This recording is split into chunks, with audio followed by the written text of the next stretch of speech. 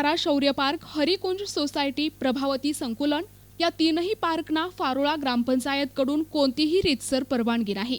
या बातमीचा आढावा घेतलाय आमचे प्रतिनिधी अलीम शेख यांनी। पैठण तालुक्यातील फारोळा येथील गट क्रमांक 53 मध्ये मागील काही महिन्यांपासून सारा शौर्य पार्क नावाने अनधिकृतपणे प्लॉटिंग विक्रीचा व्यवहार करून लोकांची फसवणूक केली जात असल्याची चर्चा सुरू असून सविस्तर माहिती अशी की ग्रामपंचायत कार्यालय फारोळा हद्दीतील गट नंबर 53 मध्ये सारा शौर्य पार्क नावाने प्लॉट पाडून त्याची विक्री करत असून या संदर्भात ग्रामपंचायत कार्यालय, सरपंच आणि ग्रामसेवक यांच्याशी संपर्क साधला असता त्यांनी या प्लॉटिंग विषयी आमच्याकडे कुठलाही रीतसर परवाना खरेदी विक्रीचा प्लॉटिंग धारकाने घेतलेली नसून ग्रामपंचायत कार्यालय फारोळा लवकरच या अनधिकृत प्लॉट विक्री करणाऱ्यांवर कायदेशीर कारवाई करणार असल्याचे सांगितले आहे। फारोळा ग्रामपंचायतची आता मात्र गरज राहिली की नाही असा प्रश्न पडतोय, कारण फारोळा गावात ग्रामपंचायतला अंधारात ठेवून कोणत्याही परवानगी न घेता बांधकाम प्लॉट विक्री अनधिकृतपणे सुरू आहे।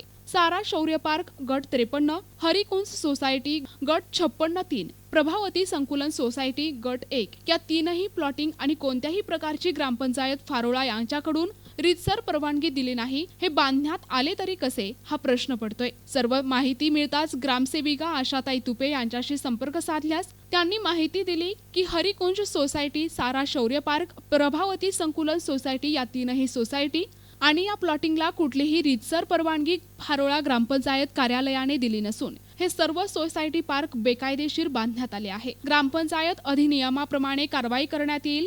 ग्रामसेविका आशा तुपे यांचे असे म्हणणे आहे की आमच्या फारोळा ग्रामपंचायत हद्दीतील अशा अनधिकृत खरेदी विक्री होत असलेल्या प्लॉटिंगवर नियमानुसार आणि दंडात्मक कारवाई करण्यात येईल। तसेच प्लॉट खरेदी विक्री करणाऱ्यांनी अगोदर सर्व परवानगी असलेली खात्री करूनच व्यवहार करावा। आम्ही सारा शौर्य पार्कला कुठलीही परवानगी दिली नाही।